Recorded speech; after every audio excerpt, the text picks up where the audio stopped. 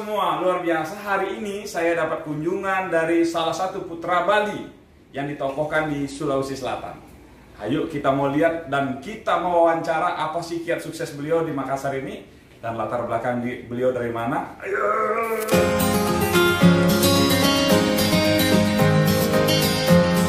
Itu panjang sekali perjalanannya, ceritanya panjang sekali. Kemarin saya di Bali, waktu SMA dibilang preman.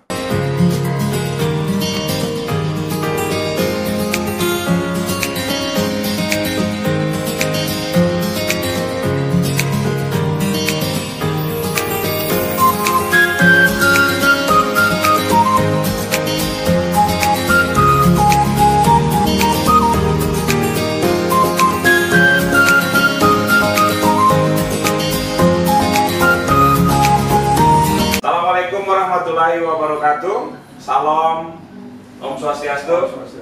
Oke, luar biasa sahabat semuanya. Hari ini saya dapat kunjungan dari salah satu tokoh Bali ya, yang menjadi tokoh di Sulawesi Selatan ini ya. Jadi tepatnya di Kabupaten Takalar. Beliau luar biasa, namanya Pak Wayan Nata Dainai. Nah, beliau akan berbagi kiat-kiat sukses beliau, apa yang membuat beliau bisa menjadi tokoh, salah satu orang Bali perantau bisa jadi tokoh sukses di Sulawesi Selatan ini ya.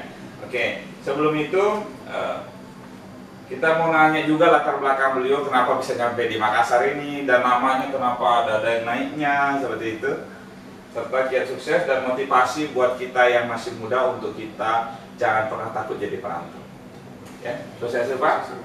Ini Pak, maaf ini saya mau nanya dulu latar belakangnya Pak Wayan ini dari mana, asal muasal, kok bisa sampai di Makassar ini Pak? Terima kasih Pak Wayan atas kesempatannya. Mengawali dari saya sampai di Makassar itu panjang sekali perjalanannya, ceritanya panjang sekali. Kemarin saya di Bali, waktu SMA dibilang preman, karena saya 3 sekolah dilalui. 3 sekolah dilewati? Iya. Di sini naik kelas, pindah ke kelas 2, SMA lain tidak naik kelas, seperti selalu dangkalannya. Iya. Karena saya waktu itu suka berkelahi, Pak. Karena seorang petinju saya, seorang petinju suka berkelahi, sedikit saya berkelahi. Jadi dari itulah makanya bapak saya itu di Bali tidak bisa lagi ngurus saya. Iya. Ikut tes si Penmaru, lulus di Makassar di olahraga, di fakultas olahraga di Universitas Olahraga itu Makassar. Ya, nah itu dari itu ujungnya, sehingga kami harus berangkat ke Makassar. Istilah kasarnya dibuang oleh orang tua ke sini. Tahun berapa itu? Tahun 84-85. Wah, Makassar masih sepi, masih sangat rawan, masih banyak orang ekstrim. Tapi modal saya sudah preman, jadi kita siap juga di sini. Nah, itu ini ujungnya. Makanya kebetulan saya kalau di Bali dari Tabanan, ya, Kecamatan Penebel, Desa Mengesta, Dusun Piling. Kalau Bapak tahu tuh Gunung Batu Karu di bawah Gunung Batu Karu kampung saya. Di Bali ya. Jadi kami sudah dikarakter oleh alam. Kalau saya sekolah SMP itu hampir 10 kilo jalan kaki dari gunung ke bawah ke kecamatan. Karena dulu belum ada kendaraan. Belum ada kendaraan, susah kendaraan, dan jalan raya juga masih tanah, masih sempit. Jadi itu dasarnya memang kami merantau di sini cocok dengan daerah keras, saya orang keras juga. Di Makassar kita punya panas dan sebagainya, cocok sekali. Sehingga saya sekarang sudah hampir 38 tahun di Makassar. Di Makassar sini ya. Sepertinya cocok memang. Cocok. Dari itulah makanya saya bilang tadi, banyak mengatakan bahwa saya Pak Wayan itu preman, silakan. Pak Wayan bilang petarung, silakan. Jadi kita intinya bagaimana kita bisa mendapat sesuap nasi di Makassar. Gitu ya. Jadi saya diberi gelar Denai itu. Ya, Denai ini Pak, saya mau tahu juga ceritanya. Tahun ini saya merantau di Takalar karena saya orang Bali dan saya punya jiwa seni dan saya punya jiwa olahraga, jadi saya mengembangkan olahraga. saya melestarikan budaya Makassar, saya punya sanggar Makassar. Semua nama-nama usaha saya, nama-nama Makassar, pelestarian budaya Makassar. Sehingga keluarga keren Polong Bangkeng itu, yang sekarang pahlawan nasional, menganggap saya itu sebagai sosok pemuda nakal yang peduli budaya. Jadi pada saat tanggal 16 Agustus 2008 saya diberikan Pak Daengan naik, diupacarakan oleh Bupati Takalar Dr. Haji B. Melewa, disaksikan kedua DPR dan kerajaan sana di Kuala Lumpur. Jadi resmi nama saya dan ada sertifikatnya. Ya, dikasih sertifikat oleh Bupati bahwa ini wayan, diberi Pak Daengan wayan nyata Daeng naik. Betul ya. Maksudnya harapan kita naik terus rezekinya, Pak. Itu marga, Pak, marga sebenarnya. Bukan, kehormatan. Kehormatan, ya, siap. Pak Wayan ini juga salah satu tokoh ya, tokoh tinju Sulsel. Ya, beliau tokoh tinju Sulsel. Dari mana Pak latar belakang? Mungkin karena Pak memang petinju atau bagaimana? Begini, sampai saya diberikan tokoh pegiat tinju Sulsel. Ya. Selama saya di Makassar, saya seorang petinju, saya juara nasional, juara petinju Sulsel. Anak saya juga master tinju, dan sebagainya. Nah, sekarang saya membuat sekolah tinju satu-satunya di Sulsel. Dan biaya sendiri, bisa punya gedung olahraga, gedung tinju sendiri dan sebagainya. Dan saya selalu juara umum di Sulsel, tidak ada yang kalahkan. Kabupaten Takalarnya? Iya, karena seperti surat ini, jadi binaan saya ratusan. Kalau Sasana itu binaannya 10-20, saya ratusan. Saya biaya sendiri. Biaya sendiri? Biaya sendiri, apa semuanya. Nah, setiap ada kejuaraan juara umum lagi. Juara umum dulu, jadi di sanalah kemarin Pertina Sulsel menobatkan sebagai tokoh penggiat tinju Sulsel, karena saya merasa sampai sedetik ini belum ada yang kalahkan kita punya ini. Karena itu saya bilang tadi, jiwa petarung saya itu tidak pernah luntur, Pak. Saya lihat di beberapa postingan nih, Pak ya, bahwa banyaknya anak-anak yang lulus dari Sasana Tinju, habis itu mereka jadi PNS, jadi TNI, jadi jadi tentara atau apa gitu. Luar biasa sekali. Makasih Pak. Itu niat saya itu mendirikan tinju itu adalah fokus sosial, tidak ada bayaran, gratis semua. Jadi kita mendidik anak-anak pemuda, generasi muda, Takalar, ya Makassar. Mereka gratis, tidak ada biaya. Tidak ada biaya apapun, tidak ada. Kita memang sudah didik sekarang bagaimana anak-anak bisa sukses. Jadi kami punya yayasan tinju itu bisa memberikan rekomendasi kepada anak-anak muda yang berprestasi, mencari tentara, polisi, angkatan laut, dan PNS dan sebagainya. Termasuk kuliah. Kuliah bebas tes di olahraga. Setiap tahun 5 orang, 6 orang. Luar biasa. Jadi luar biasa kami kita di sana itu orang tuanya luar biasa penghargaan kepada yayasan kami. Oke, di awal Pak, nih, kembali lagi di awal. Bagaimana perasaan Bapak? Intinya kan Bapak mungkin orang pertama, orang Bali yang ada di Kabupaten Takalar. Itulah banyak orang yang tahu. Kami kalau orang bilang kita berada hanya satu orang di satu kabupaten, benar Pak. Di tengah kota lagi orang Bali. Betul. Dan kami menyesuaikan dengan apa, karena orang Takalar itu ramah-ramah orangnya, baik-baik, kita baik juga, nggak pernah permasalahkan orang Bali, orang pada pernah. Kami tetap mendukung apapun yang ini. Jadi saya selalu membawa dengan masyarakat sana. Sudah hampir 36 tahun di sana ya, luar biasa. Jadi apapun kebijakan masyarakat dan sebagainya itu saja. Oke Pak Wayan, pertanyaan berikutnya kita mau minta kiat suksesnya Bapak. Sekarang Pak Wayan kan menjadi salah satu putra Bali yang ditokohkan di Sulawesi Selatan ini di bidang tinju, Pak. Selain itu Bapak juga jadi pengusaha di sini. Nah, kiat-kiat sukses Bapak apa sih yang membuat Bapak mampu bersaing di kota yang luar biasa seperti Kota Makassar ini?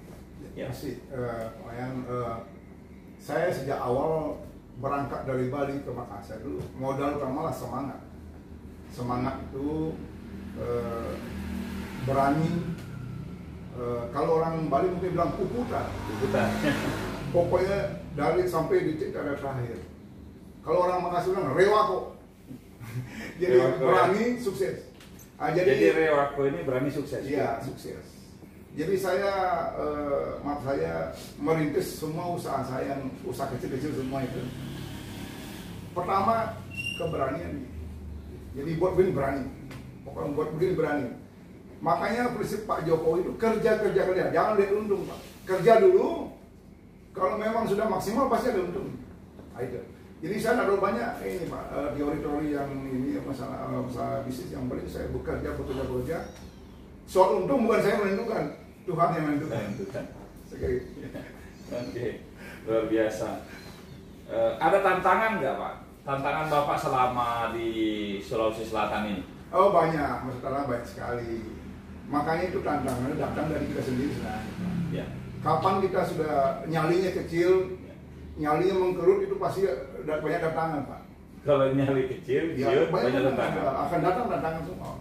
Caranya kita semangat Pak. Tidak, kita harus begini. Ada orang misalnya memberikan sinyal yang gede, kita lawan dia dengan dengan visi misi dan sebagainya kan.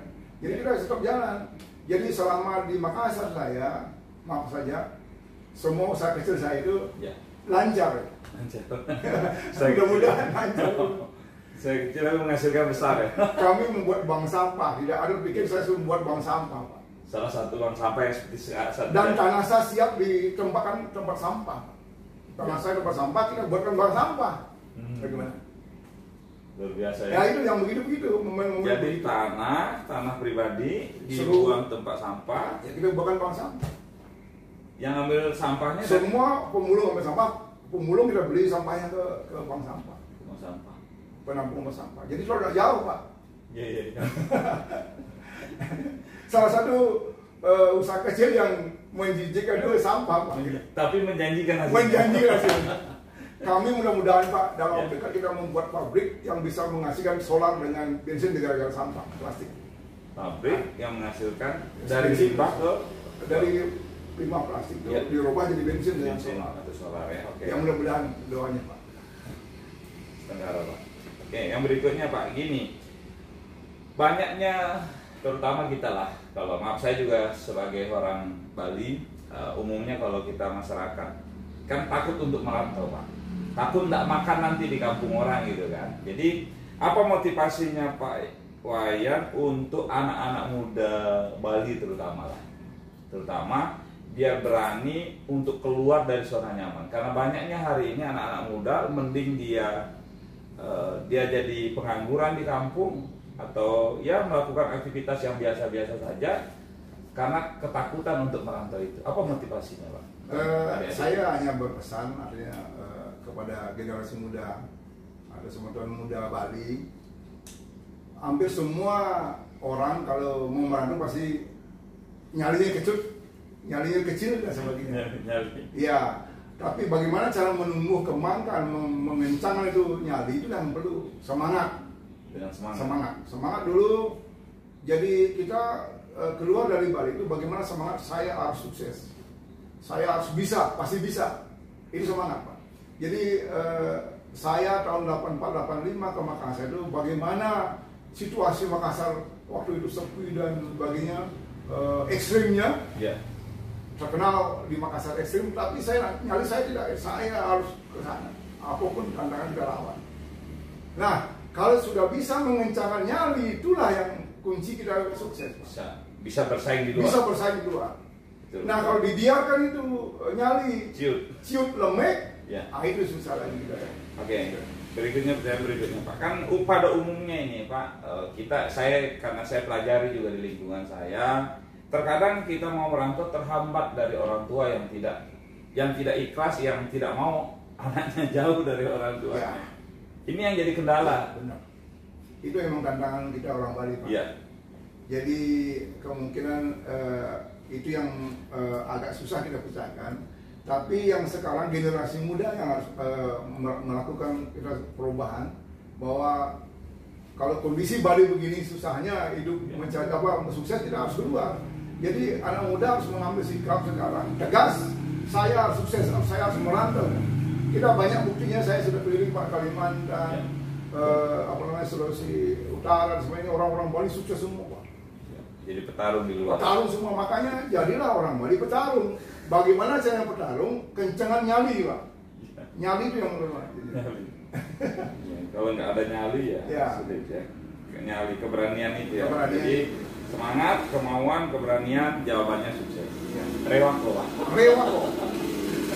Puputan istilahnya, istilah Bali. Kalau istilah Makassarnya rewako, Bali. Ya, istilah Balinya puputan. Puputan itu berani sampai titik darah penghabisan, sampai sukses, seperti itu ya. Oke, Pak Er, ada nggak selain itu Pak yang bisa dibagi buat saudara-saudara kita? Sebenarnya ini ya Pak, maaf saya tidak mau menggurui. Saya punya pesan sama generasi muda Bali, semua teman Bali, semua Bali muda, agar selalu kita bersemangat, karena tantangan ke depan ini sangat luar biasa, berat sekali. Jadi saya minta jangan terlalu cepat kangguang, jangan cepat puas. Itu bukan cepat puas Pak, pasrah. Jangan pasrah, jangan pasrah. Jadi kita harus selalu kompetitif, bersaing, siap bersaing kompetitif. Bagaimana kita bisa maju? Sekira itu. Ya, siap. Terima kasih Pak. Ya, semoga ini akan jadi inspirasi terutama buat saya sendiri. Semoga saya juga bisa ikuti jejaknya Pak Wayan untuk sukses di Sulawesi Selatan. Ya, terima kasih. Wassalamualaikum warahmatullahi wabarakatuh. Om Santi. Santi.